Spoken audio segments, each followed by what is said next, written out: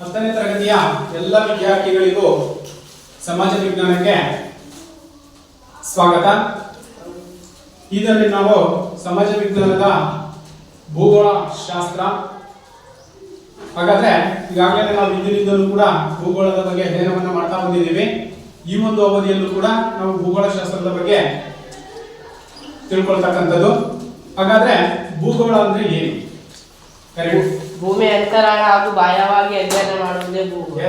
ಭೂಮಿಯ ಅಂತರಾಳ ಮತ್ತು ಬಾಹ್ಯವಾಗಿ. ಭೂಮಿಯ ಅಂತರಾಳ ಅಂತಂದ್ರೆ ಭೂಮಿಯಲ್ಲಿ ಒಳಗಡೆ ಇರತಕ್ಕಂತಹ ಖನಿಜ ಸಂಪನ್ಮೂಲಗಳನ್ನ ಅಧ್ಯಯನವನ್ನ ಮಾಡ್ತಕ್ಕಂಥದ್ದು, ಅಂತರ್ಜಲದ ಬಗ್ಗೆ ಅಧ್ಯಯನವನ್ನ ಮಾಡ್ತಕ್ಕಂಥದ್ದು ಏನಿದೆ. ಮತ್ತು ಬಾಹ್ಯವಾಗಿ ಅಂತಂದ್ರೆ ಗ್ರಹಗಳು ಅಂತ ನಾವೇ ಕರಿತೀವಿ, ಆ ಗ್ರಹಗಳ ಬಗ್ಗೆ ಅಧ್ಯಯನವನ್ನ ಮಾಡ್ತಕ್ಕಂಥದ್ದು ಏನಿದೆ. ಟೋಟಲ್ ಆಗಿ ಇದನ್ನೆಲ್ಲದನ್ನು ಕೂಡ ನಾವೇನಂತ ಕರಿತೀವಿ, ಭೂಗೋಳ ಶಾಸ್ತ್ರ ಎಂಬುದಾಗಿ ಕರೆಯಲಾಗುತ್ತೆ. Okay, very good.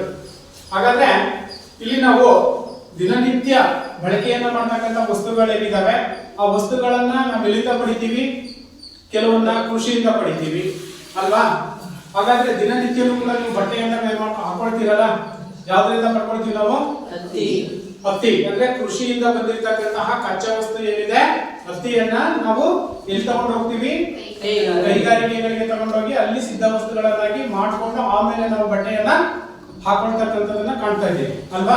ಹಾಗಾದ್ರೆ ಕಬ್ಬು ಅಂತಕ್ಕಂಥದ್ದಿದೆ, ಕಚ್ಚಾ ವಸ್ತು. ಕಬ್ಬಿನಿಂದ ಯಾವ ವಸ್ತುವನ್ನ ನಾವು ಸಿದ್ಧಪಡಿಸಬಹುದು ಅಲ್ವಾ? ಸಕ್ಕರೆಯನ್ನ ನಾವು ಉತ್ಪಾದನೆಯನ್ನ ಮಾಡ್ತಕ್ಕಂಥದ್ದು. ಈ ರೀತಿಯಾಗಿ ಇಲ್ಲಿ ಹಲವಾರು ರೀತಿಯ ಕೈಗಾರಿಕೆಗಳನ್ನ ನಾವು ಕಾಣ್ತೀವಿ. ಕೃಷಿ ಆಧಾರಿತ ಕೈಗಾರಿಕೆಗಳು, ಖನಿಜ ಆಧಾರಿತ ಕೈಗಾರಿಕೆಗಳು, ಕೃಷಿ ಆಧಾರಿತ ಕೈಗಾರಿಕೆಗಳು ಮತ್ತು ಖನಿಜ ಆಧಾರಿತ ಕೈಗಾರಿಕೆಗಳು ಎಂಬುದಾಗಿ ಕರೆಯಲಾಗುತ್ತೆ. ಹಾಗಾದ್ರೆ ಈ ಅವಧಿಯಲ್ಲಿ ನಾವು ಅಧ್ಯಯನವನ್ನು ಮಾಡಕೊಂಡಿರ್ತಕ್ಕಂಥ ಪಾಠ ಯಾವುದು?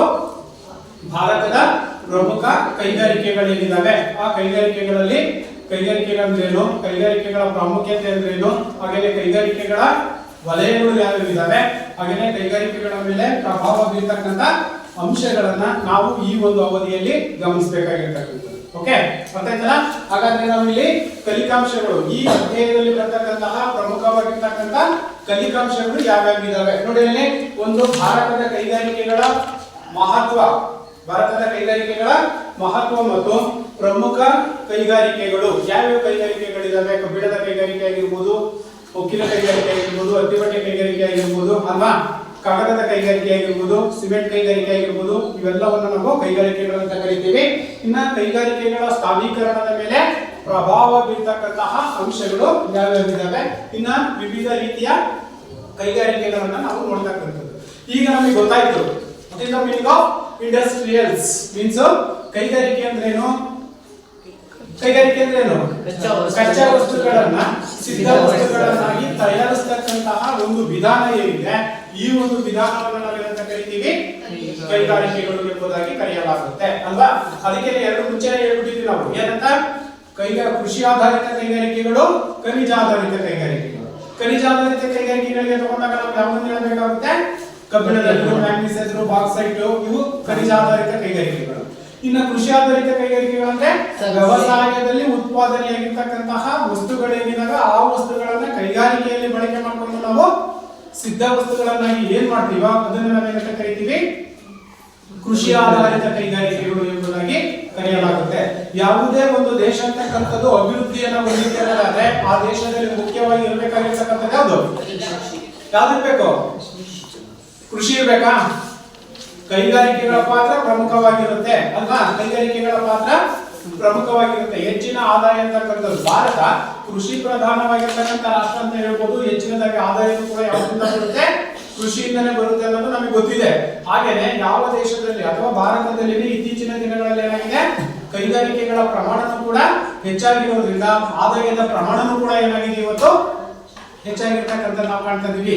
ರಾಷ್ಟ್ರೀಯ ವರಮಾನದಲ್ಲಿ ಕೈಗಾರಿಕೆಗಳು ಪ್ರಮುಖ ಪಾತ್ರವನ್ನ ವಹಿಸ್ತಕ್ಕಂಥದ್ದು. ಹಾಗಾಗಿ ಇಲ್ಲಿ ಮಾನವನ ಆಧುನಿಕ ಆರ್ಥಿಕ ಚಟುವಟಿಕೆಗಳಲ್ಲಿ ಕೈಗಾರಿಕೆಗಳು ಅಂತಕ್ಕಂಥವೇನಿದಾವೆ ಅತ್ಯಂತ ಪ್ರಮುಖವಾಗಿರ್ತಕ್ಕಂಥ ಪಾತ್ರವನ್ನ ವಹಿಸ್ತವೆ. ಆರ್ಥಿಕ ಅಂತಂದ್ರೆ ಬಂಡವಾಳ, ಹಣವನ್ನ ಸಂಪಾದನೆಯನ್ನ ಮಾಡ್ತಕ್ಕಂಥದ್ದು ಮಹತ್ವವನ್ನ ಹೊಂದಿದೆ. ಒಂದು ದೇಶದ ಆರ್ಥಿಕ ಪ್ರಗತಿ ಅಂದ್ರೆ ಒಂದು ದೇಶ ಅಂತಕ್ಕಂಥದ್ದು ಶ್ರೀಮಂತ ರಾಷ್ಟ್ರ ಆಗ್ಬೇಕನ್ನೋದಾದ್ರೆ ಮುಖ್ಯವಾಗಿ ಏನಿರ್ಬೇಕು? ಕೈಗಾರಿಕೆಗಳಿರ್ಬೇಕು ಅಲ್ವಾ? ಹಾಗಾದ್ರೆ ಭಾರತ ಸ್ವತಂತ್ರವನ್ನ ಪಡೆದಲ್ವ? ಯಾವಾಗ ಸ್ವತಂತ್ರವನ್ನ ಪಡೆದಿದ್ದು? 1947 ಆಗಸ್ಟ್ 15ರಂದು ಯಾವಾಗ ಸ್ವತಂತ್ರವನ್ನ ಪಡ್ಕೊಳ್ತಾ. ಹಾಗಾದ್ರೆ ಭಾರತದಲ್ಲಿ ಸಾಕಷ್ಟು ಪ್ರಮಾಣದ ಕೈಗಾರಿಕೆಗಳು ಇದ್ವಾ? ಇಲ್ಲ, ಕೆಲವೇ ಕೈಗಾರಿಕೆಗಳಿದ್ವು.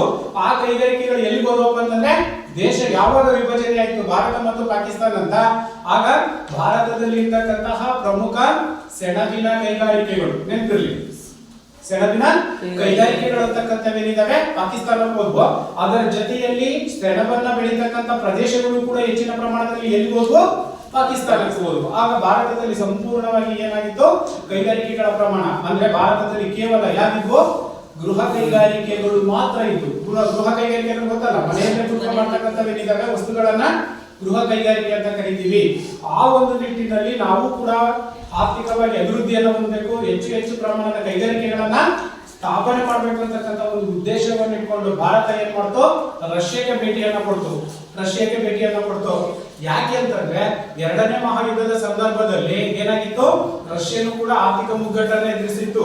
ಕೆಲವೇ ವರ್ಷಗಳಲ್ಲಿ ರಷ್ಯಾ ಏನಾಯ್ತು? ಅಭಿವೃದ್ಧಿ ರಾಷ್ಟ್ರವಾಯಿತು. ಆರ್ಥಿಕವಾಗಿ ಅಭಿವೃದ್ಧಿ ರಾಷ್ಟ್ರವಾಗಿ ಶ್ರೀಮಂತ ರಾಷ್ಟ್ರ ಅಂತಕ್ಕಂಥ ಒಂದು ಹೆಸರನ್ನು ಪಡ್ಕೊಂಡು, ಯಾವ ಆಧಾರದ ಮೇಲೆ ಈ ಒಂದು ರಾಷ್ಟ್ರ ಅಭಿವೃದ್ಧಿಯನ್ನು ಹೊಂದಿದೆ ಅಂತ ಹೇಳ್ಬಿಟ್ಟು ಭಾರತದ ಮೊಟ್ಟ ಮೊದಲ ಪ್ರಧಾನಮಂತ್ರಿಗಳಿದ್ದಾರೆ ಯಾರು? ಜವಾಹರ್ಲಾಲ್ ನೆಹರು ಅವರು ಏನ್ ಮಾಡಿದ್ರು? ರಷ್ಯಾಕ್ಕೆ ಭೇಟಿಯನ್ನ ಕೊಟ್ಟರು. ಏನ್ ಇಷ್ಟು ಬೇಗ ನೀವು ಅಭಿವೃದ್ಧಿಯನ್ನ ಹೊಂದಿದ್ದೀರಿ ಅಂದಾಗ ಅಲ್ಲಿ ಅಧ್ಯಯನವನ್ನ ಮಾಡಿದ್ರು. ಏನ್ ಅಧ್ಯಯನದಲ್ಲಿ ಏನ್ ತಿಳಿತಪ್ಪ ಅಂತಂದ್ರೆ, ನಾವು ಪಂಚವಾರ್ಷಿಕ ಯೋಜನೆಗಳನ್ನ ಹಾಕೊಂಡಿದೀವಿ ಅಂತ. ಅರ್ಥ ಆಯ್ತಲ್ಲ? ಪಂಚವಾರ್ಷಿಕ ಯೋಜನೆಗಳಂದ್ರೆ ಏನು? 5 ವರ್ಷಗಳಿಗೆ ಒಂದು ಪ್ಲಾನ್ ಅನ್ನ ಮಾಡ್ತಕ್ಕಂಥದ್ದು ಅಲ್ವಾ? ಮೊದಲನೇ ಪಂಚವಾರ್ಷಿಕ ಯೋಜನೆಯಲ್ಲಿ ನಾವು ಯಾವ್ದಕ್ಕೆ ಆದ್ಯತೆಯನ್ನು ಕೊಟ್ಟಿದ್ವಿ? ಕೃಷಿಗೆ. ಹಾಗಾಗಿ ನಾವು ಹಸಿರು ಕ್ರಾಂತಿ ಅಂತಕ್ಕಂಥದ್ದಾಯ್ತು.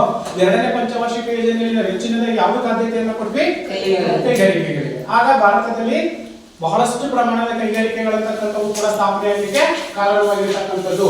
ಹಾಗೇನೆ ಒಂದು ದೇಶದ ಆರ್ಥಿಕ ಪ್ರಗತಿ ಇಂದ ಕೈಗಾರಿಕೆಗಳು ಆಧುನಿಕರಣತೆಯ ಲಕ್ಷಣಗಳಾಗಿರ್ತಕ್ಕಂಥದ್ದು. ಆಧುನೀಕರಣ ಅಂದ್ರೆ ಈಗ 21ನೇ ಶತಮಾನದಲ್ಲಿ ಆಧುನಿಕ ಕಾಲ ಅಂತ ಕರಿತೀವಲ್ವಾ?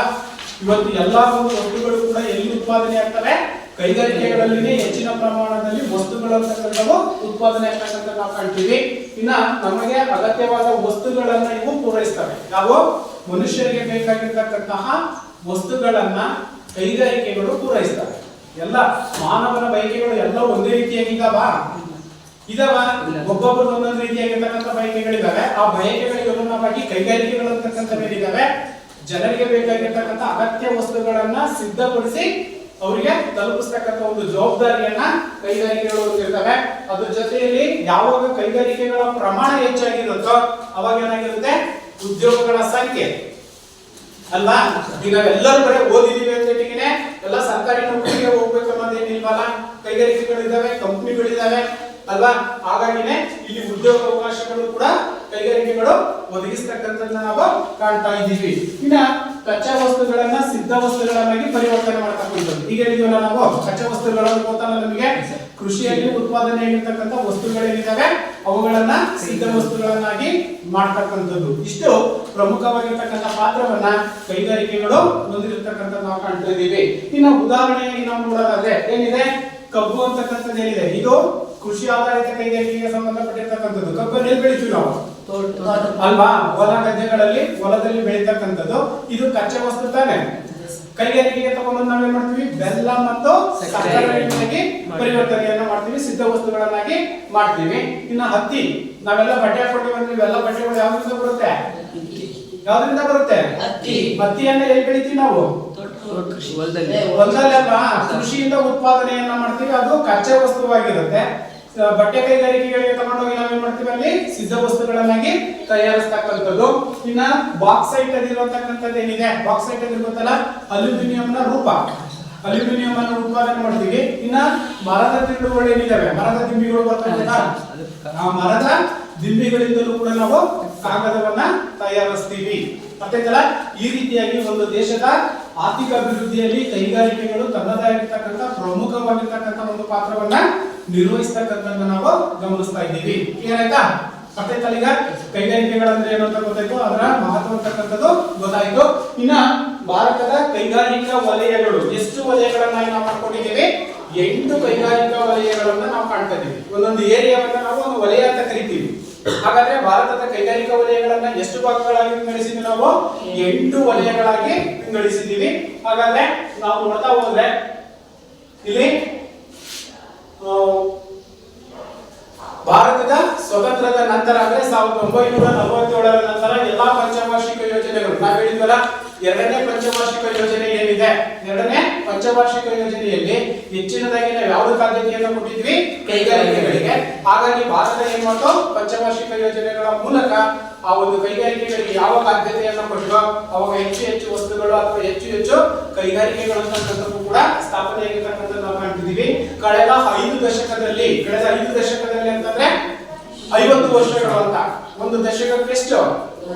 10 ವರ್ಷ ತಾನೆ. ಶತಮಾನ ಅಂತಂದ್ರೆ 100 ವರ್ಷಗಳು. ಅಂದ್ರೆ 5 ದಶಕದಲ್ಲಿ ಕೈಗಾರಿಕಾ ಮತ್ತು ತಾಂತ್ರಿಕತೆ, ಟೆಕ್ನಾಲಜಿ ಅಂತ ನಾವೇನ್ ಕರಿತೀವಿ, ಎರಡರಲ್ಲೂ ಕೂಡ ಇವತ್ತು ನಾವು ಅಭಿವೃದ್ಧಿಯನ್ನು ಹೊಂದಿರತಕ್ಕಂಥದ್ದು ನಾವು ಕಾಣ್ತಾ ಇದ್ದೀವಿ. ಹಾಗಾಗಿನೇ ತಾಂತ್ರಿಕತೆ ಅಂದಾಗ ನಾವು ಬೆಂಗಳೂರನ್ನ ಸಿಲಿಕಾನ್ ಸಿಟಿ ಅಥವಾ ಸಿಲಿಕಾನ್ ವ್ಯಾಲಿ ಅಂತ ಕರಿತೀವಿ. ತಂತ್ರಜ್ಞಾನದಲ್ಲಿ ಅಭಿವೃದ್ಧಿ ಐಟಿಬಿಟಿ ಅಂತ ಕರಿತೀವಿ, ಗೊತ್ತಾ? Information technology and biotechnology. Yes, very good. ಇನ್ನ ಶೇಕಡ 16ರಷ್ಟು ಜನರು ಇಲ್ಲಿ ಉದ್ಯೋಗವನ್ನ ಪಡ್ಕೊಂಡಿರ್ತಕ್ಕಂಥದ್ದು. ಯಾವುದರಲ್ಲಿ? ಈ ಒಂದು ಕೈಗಾರಿಕೆಗಳು ಶೇಕಡ ಇರ್ತಕ್ಕಂಥ 100% ಜನಸಂಖ್ಯೆಯಲ್ಲಿ 16% ಜನರು ಅಂತಕ್ಕಂಥದ್ದು ಏನೇನು ಪಡ್ಕೊಂಡಿದ್ದಾರೆ? ಉದ್ಯೋಗ ಅವಕಾಶಗಳು ಅಂತಕ್ಕಂಥದ್ದು ಕೂಡ ಲಭ್ಯವಾಗಿದ್ದಾರೆ. ಇನ್ನು ಸಮಗ್ರ ದೇಶದ ಒಟ್ಟು ಆದಾಯದಲ್ಲಿ ಶೇಕಡ 35ರಷ್ಟು ಪ್ರಮಾಣ ಯಾವುದರಿಂದ ಬರುತ್ತೆ? ಕೈಗಾರಿಕಾ ವಲಯದಿಂದನೇ ಹೆಚ್ಚಿನ ಪ್ರಮಾಣದಲ್ಲಿ ದೇಶಕ್ಕೆ ರಾಷ್ಟ್ರೀಯ ವರಮಾನ ಅಂತಕ್ಕಂಥದ್ದು ಅಥವಾ ಆದಾಯ ಅಂತಕ್ಕಂಥದ್ದು ಹೆಚ್ಚು ಬರುವುದರ ಮೂಲಕ ದೇಶದ ಅಭಿವೃದ್ಧಿಯಲ್ಲಿ ಕೈಗಾರಿಕೆಗಳ ಪಾತ್ರಗಳು ಕೂಡ ಏನಾಗಿರುತ್ತೆ? ಪ್ರಮುಖವಾಗಿರ್ತಕ್ಕಂಥ ಒಂದು ಪಾತ್ರವನ್ನ ಇದು ನಿರ್ವಹಿಸುತ್ತೆ. ಅದೇ ರೀತಿಯಾಗಿ ಇಲ್ಲಿ ನಾವು ಕೈಗಾರಿಕಾ ವಲಯಗಳನ್ನ ಎಷ್ಟು ಭಾಗಗಳಾಗಿ ವಿಂಗಡಿಸಿದ್ವಿ? ನಾವು 8 ವಲಯಗಳನ್ನಾಗಿ ವಿಭಾಗಿಸಿದ್ವಿ. ಎಷ್ಟಿದಾವೆ? 8 ವಲಯಗಳು, ಒಂದು ವಿಭಾಗಗಳನ್ನಾಗಿ ಮಾಡ್ತಕ್ಕಂಥದ್ದು. ಒಂದೊಂದು ಏರಿಯಾದಲ್ಲಿ ಒಂದೊಂದು ರೀತಿಯ ಕೈಗಾರಿಕೆಗಳನ್ನ ಸ್ಥಾಪನೆ ಮಾಡಿರ್ತಕ್ಕಂಥದ್ದು. ಹಾಗಾಗಿ ನಾವು ಇದನ್ನೆಲ್ಲ ಕರಿತೀವಿ 8 ಕೈಗಾರಿಕಾ ವಲಯಗಳನ್ನಾಗಿ ನಾವು ವಿಂಗಡಿಸಿದ್ದೀವಿ. ಎಲ್ಲೆಲ್ಲಿ ಇದಾವೆ? ಒಂದು ಹೂಗ್ಲಿ ಪ್ರದೇಶ. ಹೂಗ್ಲಿ ಪ್ರದೇಶ ಅಂತಕ್ಕಂಥದ್ದು ಏನಿದೆ, ಆ ಒಂದು ಪ್ರದೇಶದಲ್ಲಿ ಕೈಗಾರಿಕಾ ವಲಯಗಳನ್ನ ನಾವು ಕಾಣ್ತೀವಿ. ಎರಡನೇದಾಗಿರ್ತಕ್ಕಂಥದ್ದು ಮುಂಬೈ ಮತ್ತು ಪುಣೆ. ಮುಂಬೈ ಗೊತ್ತಲ್ಲ ನಮಗೆ? ಮುಂಬೈ ಅಂತಕ್ಕಂಥ ಬಾಂಬೆ ಅಂತ ನಾವೇ ಕರಿತೀವಿ. ಆ ಬಾಂಬೆ ಅಥವಾ ಮುಂಬೈ ಪ್ರದೇಶ ಮತ್ತು ಪುಣೆ ಪ್ರದೇಶಗಳಲ್ಲಿ ಕೈಗಾರಿಕಾ ವಲಯವನ್ನು ನಾವು ಕಾಣ್ತೀವಿ. ಇನ್ನ ಅಹಮದಾಬಾದ್ ವಡೋದರಲ್ಲಿರ್ತಕ್ಕಂಥದ್ದು, ಅರ್ಥ ಆಯ್ತಾ? ಅಹಮದಾಬಾದ್ ವಡೋದರ. ಇನ್ನ ದಾಮೋದರ ನದಿ ಕಣಿವೆ ಪ್ರದೇಶ. ನೋಡಿ, ಎಲ್ಲ ಕೈಗಾರಿಕೆಗಳು ಎಲ್ಲಿ ಸ್ಥಾಪನೆ ಆಗಿದೆ ಹೇಳಿ ನೋಡೋಣ. ನಾವು ಗಮನಿಸಿದಾಗ ಎಲ್ಲಾ ಕೈಗಾರಿಕೆಗಳು ಎಲ್ಲಿ ಸ್ಥಾಪನೆ ಆಗಿದ್ದಾವೆ? ನದಿಗಳ ತೀರ ಪ್ರದೇಶದಲ್ಲಿ. ಯಾಕೆಂತಂದ್ರೆ ಎಲ್ಲಾ ಮೂಲಭೂತ ಸೌಲಭ್ಯಗಳು ಕೂಡ ಅಲ್ಲಿ ಲಭ್ಯವಾಗತಕ್ಕಂಥದ್ದು ಅಥವಾ ಸಿಗ್ತಕ್ಕಂಥ ದೃಷ್ಟಿಯಿಂದ ನಾವು 8 ವಲಯಗಳನ್ನಾಗಿ ಮಾಡ್ಕೊಂಡಿದ್ದೀವಿ. ಇನ್ನ ದಾಮೋದರ ಕಣಿವೆ ಯೋಜನೆ ಅಂತಕ್ಕಂಥದ್ದು ಅಥವಾ ಪ್ರದೇಶದಲ್ಲಿ ಕೂಡ ನಾವು ಕೈಗಾರಿಕಾ ವಲಯವನ್ನ ಕಾಣ್ತಾ ಇದ್ದೀವಿ. ಇನ್ನ 5ನೇದು ನೋಡೋದಾದ್ರೆ ದಕ್ಷಿಣ ಕೈಗಾರಿಕಾ ಪ್ರದೇಶಗಳು. ಎಲ್ಲಾ ಭಾಗಗಳು, ದೇಶದ ಎಲ್ಲಾ ಭಾಗಗಳಲ್ಲೂ ಕೂಡ ನಾವು ಕೈಗಾರಿಕೆಗಳನ್ನ ಸ್ಥಾಪನೆಯನ್ನ ಮಾಡಿ ಆರ್ಥಿಕವಾಗಿ ಅಭಿವೃದ್ಧಿಯನ್ನು ಹೊಂದಿರತಕ್ಕಂಥದ್ದನ್ನ ನಾವು ಕಾಣ್ತಾ ಇದ್ದೀವಿ. ಇನ್ನ ನ್ಯಾಷನಲ್ ಕ್ಯಾಪಿಟಲ್ ಪ್ರದೇಶ ಅಂತಕ್ಕಂಥದ್ದು ಏನಿದೆ, ಅದು ಕೂಡ ಈ ಒಂದು ಕೈಗಾರಿಕಾ ವಲಯದ ಪ್ರದೇಶವಾಗಿರ್ತಕ್ಕಂಥದ್ದು. ಇನ್ನ ವಿಶಾಖಪಟ್ಟಣ, ಹಾಗೇನೆ ಇದು ಆಂಧ್ರ ಪ್ರದೇಶದಲ್ಲಿ ಬರ್ತಕ್ಕಂಥದ್ದು. ಇನ್ನು ಕೊಲ್ಲಂ ಅಂತಕ್ಕಂಥ ಪ್ರದೇಶ ಏನಿದೆ ಕೈಗಾರಿಕಾ ಪ್ರದೇಶ, ಇದು ಎಲ್ಲಿ ಬರುತ್ತೆ? ತಿರುವನಂತಪುರ. ಅರ್ಥ ಆಯ್ತಲ್ಲ? ತಿರುವನಂತಪುರ ಪ್ರದೇಶದಲ್ಲಿ ಇವು 8 ಪ್ರಮುಖವಾಗಿರ್ತಕ್ಕಂಥ ಕೈಗಾರಿಕಾ ವಲಯಗಳನ್ನಾಗಿ ನಾವು ವಿಭಾಗಿಸಿದ್ವಿ. ಅರ್ಥ ಆಯ್ತಲ್ಲ? ಕೇಳಬಹುದು ನಿಮಗೆ ಪರೀಕ್ಷೆ ದೃಷ್ಟಿಯಿಂದ ಭಾರತದ ಕೈಗಾರಿಕಾ ವಲಯಗಳನ್ನ ಎಷ್ಟು ಭಾಗಗಳಾಗಿ ವಿಂಗಡಿಸಲಾಗಿದೆ, ಅವು ಯಾವುವು? 3 ಅಂಕದ ಪ್ರಶ್ನೆಯನ್ನ ಕೇಳುವ ಸಾಧ್ಯತೆಯೂ ಕೂಡ ಇರುತ್ತೆ. ಎಷ್ಟು ವಲಯಗಳನ್ನಾಗಿ ವಿಂಗಡಿಸಿದ್ವಿ ನಾವು? 8 ವಲಯಗಳನ್ನಾಗಿ ವಿಂಗಡಿಸಿದ್ದೀವಿ. ಕ್ಲಿಯರ್ ಆಯ್ತಾ? ಹಾಗಾದ್ರೆ ನೆಕ್ಸ್ಟ್ ನಾವು ಕೈಗಾರಿಕಾ ಸ್ಥಾನೀಕರಣದ ಮೇಲೆ ಪ್ರಭಾವ ಬೀರುವ ಅಂಶಗಳು ಯಾವ್ಯಾವ ಇದಾವೆ? ಒಂದು ಕೈಗಾರಿಕೆ ಅಂತಕ್ಕಂಥದ್ದು ಸ್ಥಾಪನೆ ಆಗಬೇಕಾದ್ರೆ ಅಲ್ಲಿ ಮೂಲಭೂತವಾಗಿರ್ತಕ್ಕಂತಹ ಅಂಶಗಳು ಯಾವ್ಯಾವ ಬೇಕು, ಅದನ್ನೇ ನಾವೇನಂತ ಕರಿತೀವಿ? ಕೈಗಾರಿಕಾ ಸ್ಥಾನೀಕರಣದ ಮೇಲೆ ಪ್ರಭಾವ ಬೀರುವ ಅಂಶಗಳು ಯಾವುವು? ಕ್ಲಿಯರ್ ಆಯ್ತಾ? ಇದನ್ನು ಕೂಡ ಪರೀಕ್ಷಾ ದೃಷ್ಟಿಯಿಂದ 3 ಅಂಕದ ಪ್ರಶ್ನೆ ಅಂತಕ್ಕಂಥದ್ದು ಬರುವ ಸಾಧ್ಯತೆ ಹೆಚ್ಚಾಗಿರುತ್ತೆ. ಬಹಳ ಈಸಿ ಆಗಿರ್ತಕ್ಕಂಥದ್ದು. ಪಾಯಿಂಟ್ಸ್ ಅನ್ನ ನೆನಪಿಟ್ಕೊಂಡ್ರೆ ನೀವು 3 ಅಂಕಗಳನ್ನ ಸುಲಭವಾಗಿ ಪಡ್ಕೋಬಹುದು. ಅರ್ಥ ಆಯ್ತಲ್ಲ? ನೋಡೋಣ ಈಗಾಗಲೇ ಇಲ್ಲಿ ಕೈಗಾರಿಕೆಗಳ ಸ್ಥಾನೀಕರಣದ ಮೇಲೆ ಪ್ರಭಾವ ಬೀರುವ ಅಂಶಗಳು ಯಾವ್ಯಾವ ಇದಾವೆ? ಇಲ್ಲಿ ಒಂದು ಕಚ್ಚಾ ವಸ್ತುಗಳು.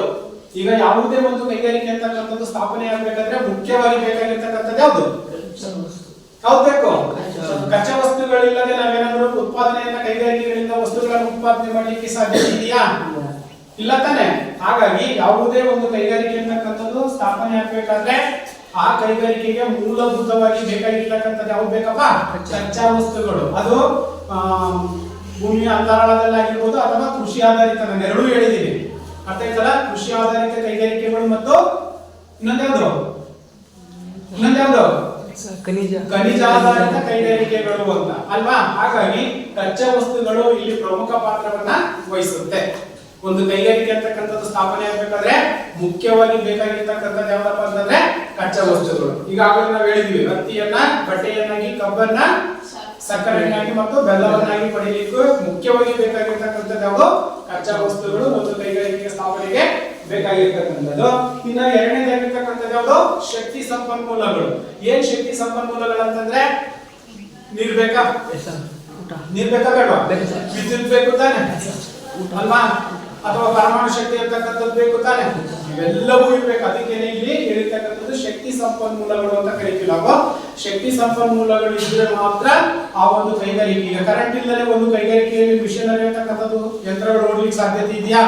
ಹಾಗಾಗಿ ಮುಖ್ಯವಾಗಿ ಇಲ್ಲಿ ಶಕ್ತಿ ಸಂಪನ್ಮೂಲಗಳು ಕೂಡ ಒಂದು ಕೈಗಾರಿಕೆಗಳ ಮೇಲೆ ತನ್ನದೇ ಆಗಿರ್ತಕ್ಕಂಥ ಒಂದು ಪ್ರಭಾವವನ್ನ ಬೀರುತ್ತೆ. ಓಕೆ, ಒಂದು ಕಚ್ಚಾ ವಸ್ತುಗಳು, ಎರಡನೇದು ಶಕ್ತಿ ಸಂಪನ್ಮೂಲಗಳು. ಇನ್ನು ಮೂರನೇದಾಗಿರ್ತಕ್ಕಂಥದ್ದು ಮಾರುಕಟ್ಟೆಯ ಸಂಚಾರ ಸೌಲಭ್ಯಗಳು. ಈಗ ಕಚ್ಚಾ ವಸ್ತುಗಳು ಉತ್ಪಾದನೆ ಆಯ್ತು, ಅದನ್ನ ತಗೊಂಡ್ಬಂದು ನಾವು ಎಲ್ಲಿ ತಗೊಂಡ್ಬಂದ್ವಿ? ಕೈಗಾರಿಕೆಗಳಿಗೆ ತಗೊಂಡ್ಬಂದ್ವಿ. ಕೈಗಾರಿಕೆಯಲ್ಲಿ ಏನ್ ಮಾಡಿದ್ವಿ? ಸಿದ್ಧ ವಸ್ತುಗಳನ್ನ ಏನ್ ಮಾಡಿದ್ವಿ ಅಲ್ವಾ? ಸಿದ್ಧ ವಸ್ತುಗಳನ್ನ ಮಾಡ್ಕೊಂಡು ಅಲ್ಲೇ ಇಡಕ್ಕಾಗುತ್ತಾ? ಏನ್ ಮಾಡ್ಬೇಕು? ಮಾರ್ಕೆಟಿಗೆ ತರಬೇಕು. ಮಾರ್ಕೆಟಿಗೆ ತರಬೇಕಂದ್ರೆ ಯಾವ್ದು ಬೇಕು? ವೆರಿ ಗುಡ್, ಸಾರಿಗೆ ಇಂಪಾರ್ಟೆಂಟ್ ಅಲ್ವಾ? ಇಲ್ಲ ಅಂತಂದ್ರೆ ನಾವು ಗೋಡನಲ್ಲಿ ಇಟ್ಕೊಂಡು ಏನು ಕೈಗಾರಿಕೆಗಳಲ್ಲಿ ಇಟ್ಕೊಂಡ್ರೆ ಏನಾಗುತ್ತೆ? ಲಾಸ್ ಆಗುತ್ತೆ. ಹಾಗಾಗಿ ಆ ಒಂದು ಕೈಗಾರಿಕೆಯಿಂದ ಉತ್ಪಾದನೆ ಆಗಿರ್ತಕ್ಕಂಥ ಸಿದ್ಧ ವಸ್ತುಗಳೇನಿದ್ದಾವೆ, ಆ ಸಿದ್ಧ ವಸ್ತುಗಳು ಎಲ್ಲಿ ಬರಬೇಕು? ಮಾರ್ಕೆಟಿಗೆ ಬರಬೇಕು. ಮಾರ್ಕೆಟಿಗೆ ಬರ್ಬೇಕಂತಂದ್ರೆ ಸಾರಿಗೆ ವ್ಯವಸ್ಥೆ ಇರ್ತಕ್ಕಂಥದ್ದು ಇರಬೇಕು. ನಂತರ ಮಾರ್ಕೆಟಿಗೆ ಬಂದ್ಮೇಲೆ ಎಲ್ಲಿಗೆ ಹೋಗ್ಬೇಕು? ಯಾರಿಗೆ ಹೋಗ್ಬೇಕು? ಗ್ರಾಹಕರ ಕೈ ತಲುಪಬೇಕವು.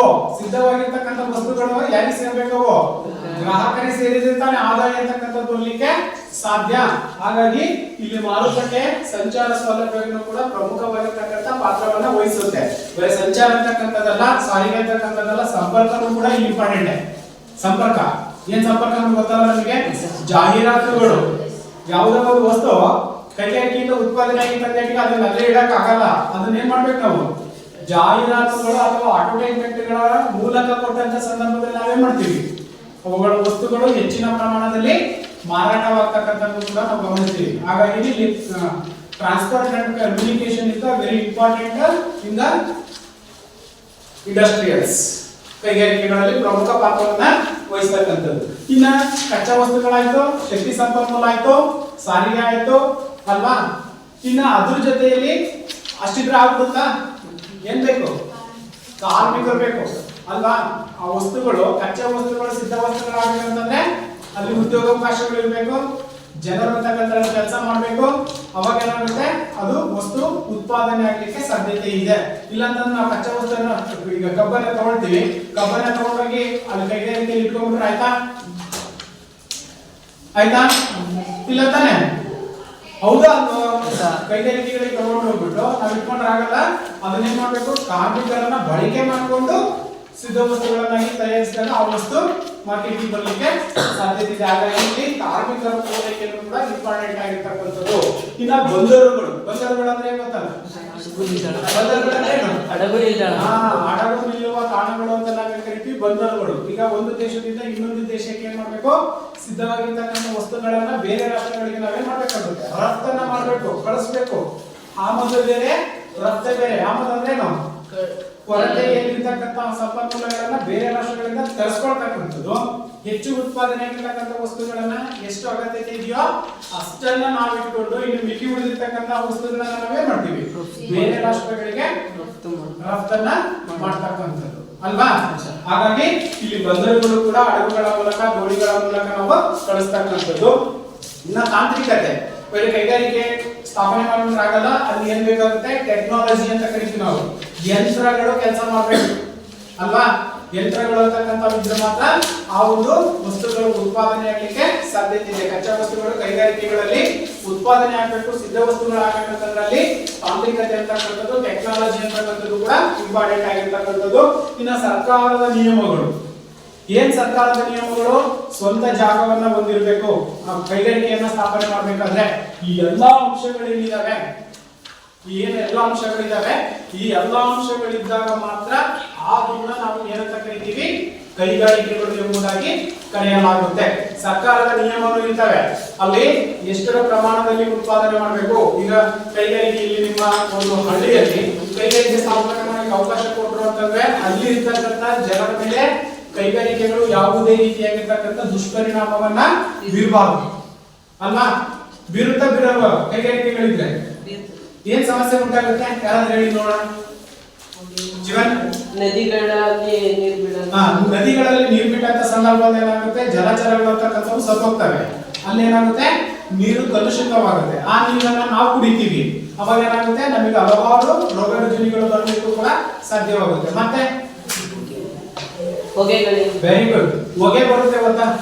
ಆ ಫ್ಯಾಕ್ಟರಿಯಿಂದ ಬರ್ತಕ್ಕಂಥ ಹೊಗೆಯಿಂದ ಹಲವಾರು ಹೃದಯ ಕಾಯಿಲೆಗಳಿರ್ತಕ್ಕಂಥವು ಬರ್ತವೆ. ಹೃದಯ ಸಂಬಂಧಿತ ಕಾಯಿಲೆಗಳಂತಕ್ಕಂಥವು ಕೂಡ ಬರೋದ್ರಿಂದ ಆ ಸಮಸ್ಯೆಗಳಿಗೆ ಪರಿಹಾರವಾಗಿ ಅಲ್ಲಿ ಇರ್ತಕ್ಕಂಥ ಜನರನ್ನ ಏನ್ ಮಾಡಬೇಕು? ಕೈಗಾರಿಕಾ ವಲಯಗಳನ್ನ ಮಾಡಿರ್ತಕ್ಕಂಥದ್ದು ಅದೇ ಉದ್ದೇಶನೇ. 8 ಕೈಗಾರಿಕಾ ವಲಯಗಳನ್ನ ಯಾಕೆ ಮಾಡಿದ್ದಾರೆ ಹೇಳಲ್ಲಿ? ಜನನಿಬಿಡ ಪ್ರದೇಶಗಳಲ್ಲಿ ಕೈಗಾರಿಕೆಗಳು ಇರಬೇಕು, ಅಲ್ಲಿ ಜನರಿಗೆ ಯಾವುದೇ ರೀತಿಯಾಗಿರ್ತಕ್ಕಂಥ ಆರೋಗ್ಯದ ಮೇಲೆ ಪರಿಣಾಮವನ್ನ ಬೀರಬಾರದು ಅಂತ. ಈಗ ಕೈಗಾ ಅನುಸ್ಥಾವರ ಇದೆ, ಕೈಗಾ ಅನುಸ್ಥಾವರ ನಮ್ಮ ಕರ್ನಾಟಕದಲ್ಲಿ. ಅಲ್ಲೇ ಮಾಡಿದ್ರು ಶಿವರಾಮ್ ಕಾರಂತ್, ಗೊತ್ತಲ್ಲ ನಿಮಗೆ ಕವಿ? ಶಿವರಾಮ್ ಕಾರಂತ್ ಏನಿದ್ದಾರೆ, ಹೋರಾಟವನ್ನ ಮಾಡಿದ್ರು. ಯಾವ ಕಾರಣಕ್ಕೂ ಇಲ್ಲಿ ಅಣುಶಕ್ತಿ, ಪರಮಾಣು ಶಕ್ತಿಯಿಂದ ನಾವು ಉತ್ಪಾದನೆಯನ್ನ ಮಾಡಬಾರದು ಅಂತೇಳಿ ಕೈಗಾದಲ್ಲಿ ಹೋರಾಟವನ್ನ ಮಾಡಿದ್ರು. ಯಾಕೆಂತಂದ್ರೆ ಪರಿಸರದ ಮೇಲೆ ಅಗಾಧವಾಗಿರ್ತಕ್ಕಂಥ ಪರಿಣಾಮವನ್ನು ಉಂಟು ಮಾಡುತ್ತೆ.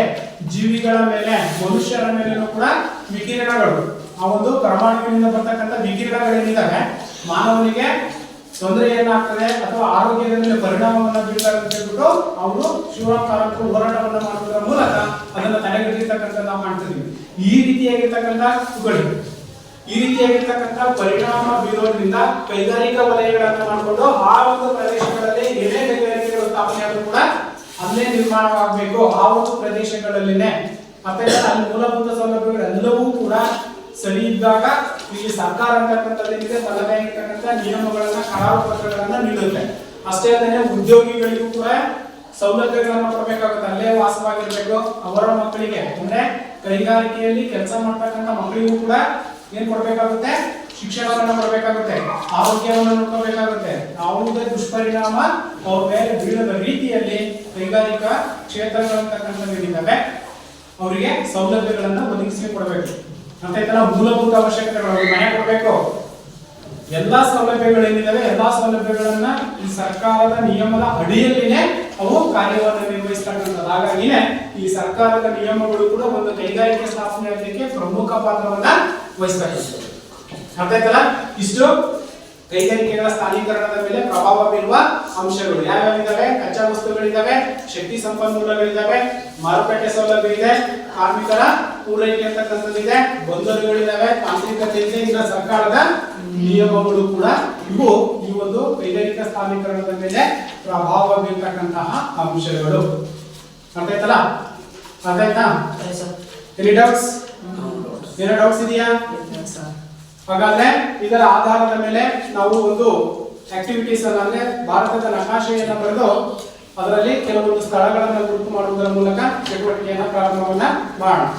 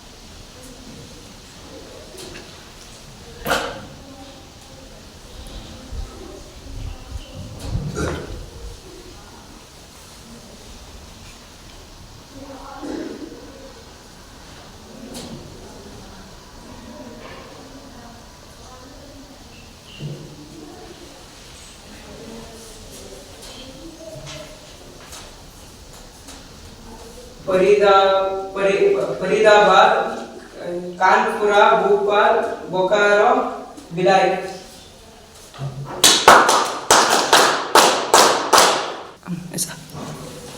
ಚಟುವಟಿಕೆಯಲ್ಲಿ ಭಾಗವಹಿಸಿರ್ತಕ್ಕಂತಹ ಜೀವನ್ ಭಾರತದ ನಕಾಶೆಯನ್ನ ಬರೆಯುವುದರ ಮೂಲಕ ಹಾಗೇನೆ ಸ್ಥಳಗಳನ್ನು ಗುರುತನ್ನು ಮಾಡಿರ್ತಕ್ಕಂತಹ ಪ್ರಜ್ವಲ್ ಅವರಿಗೆ ಧನ್ಯವಾದಗಳು. ಈ ಒಂದು ಪಾಠಕ್ಕೆ ಸಂಬಂಧಪಟ್ಟಂತೆ ಕೆಲವೊಂದು ಹೋಮ್ವರ್ಕ್ ಅನ್ನ ಬರ್ಕೊಳ್ಳಿ. ಕೈಗಾರಿಕೆ ಎಂದರೇನು? ಕೈಗಾರಿಕೆ ಎಂದರೇನು?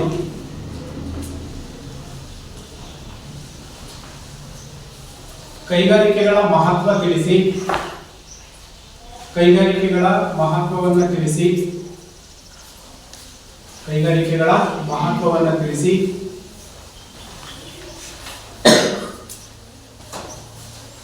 ನೆಕ್ಸ್ಟ್, ಕೈಗಾರಿಕಾ ವಲಯಗಳನ್ನ ಪಟ್ಟಿ ಮಾಡಿ. ಕೈಗಾರಿಕೆಗಳ ವಲಯಗಳನ್ನ ಪಟ್ಟಿ ಮಾಡಿ. ಕೈಗಾರಿಕಾ ವಲಯಗಳನ್ನ ಪಟ್ಟಿ ಮಾಡಿ. ಕೈಗಾರಿಕಾ ವಲಯಗಳನ್ನ ಪಟ್ಟಿ ಮಾಡಿ.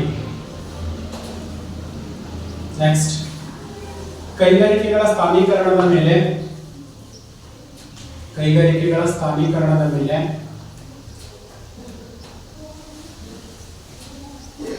ಪ್ರಭಾವ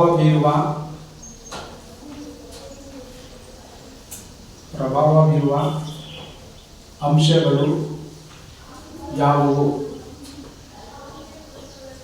ಕೈಗಾರಿಕೆಗಳ ಸ್ಥಾನೀಕರಣದ ಮೇಲೆ ಪ್ರಭಾವ ಬೀರುವ ಅಂಶಗಳು ಯಾವುವು? ಧನ್ಯವಾದಗಳು.